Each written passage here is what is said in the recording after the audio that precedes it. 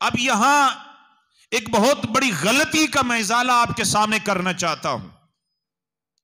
हमारे यहां जब खुतबा खिताब करते हैं और ये बताते हैं कि आका ने अपनी साहिबजादी की रुखसती फरमाई, हुजूर ने जहेज के तौर पर यह मटका अता फरमाया, एक पलंग अता फरमाया, एक तकिया अता फरमाया, 2 चकियां अता फरमाई, इतना कुछ हुजूर ने ये कुछ अता फरमाया, तो इससे यह साबित करने की कोशिश की जाती है कि आका अलैहिस्सलाम ने जहेज दिया लेकिन सादगी के साथ दिया।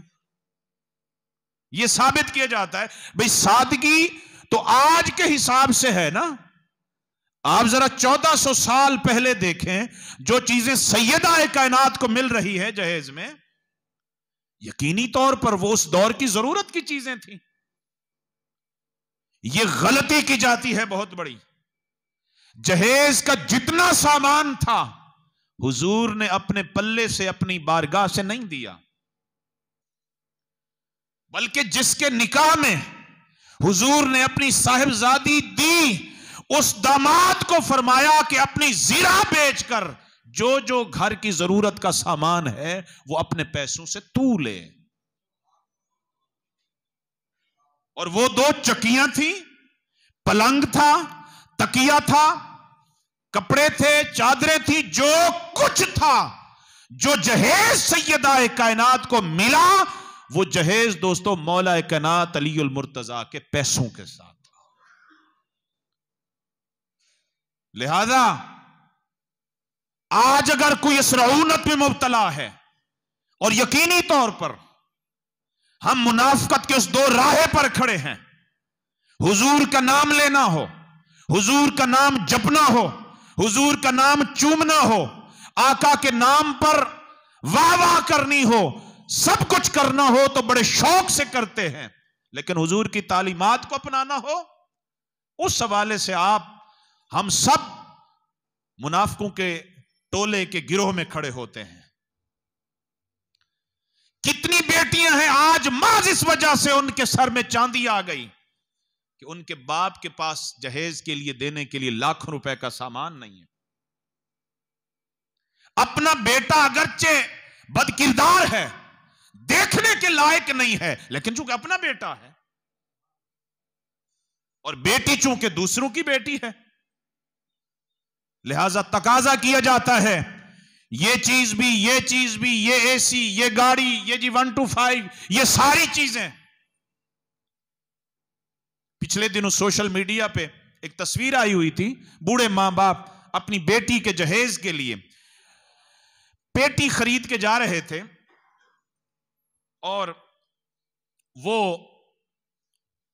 सख्त गर्मी के मौसम में, जहां उस रेढ़े पर या उस ट्राली पर बैठना नामुमकिन था, लेकिन उस तस्वीर खींचने वाले ने बड़ी खूबसूरत और लर्जा देने वाली तस्वीर यह बनाई। उसने कहा तपती हुई ट्राली है और तपती हुई पेटी है, उसके बीचों बीच एक बुढ़िया बैठी है, वो बुढ़िया खुश होके उस सारी अजियतों को बर्दाश्त करके जा रही है। खुशी यह है कि बेटी का जहेज लेके जा रही है। बात बात पे लोगों की बेटियों को तलाक की खुशखबरियां देने वालों, तुम्हें पता है कि नसीहतों से गुजरकर बेटियों का जहेज वो गरीब बनाते हैं। मैंने आपको कुछ अरसा पहले बताया था, एक बुढ़िया हमारे दारुल इफ्ता में आई, हमारे मदरसे में फतवा लेने के लिए आई। उसने कहा 3 बेटियां ओवर एज हो गई हैं, जहेज के नाम पर किसी ने नहीं ली।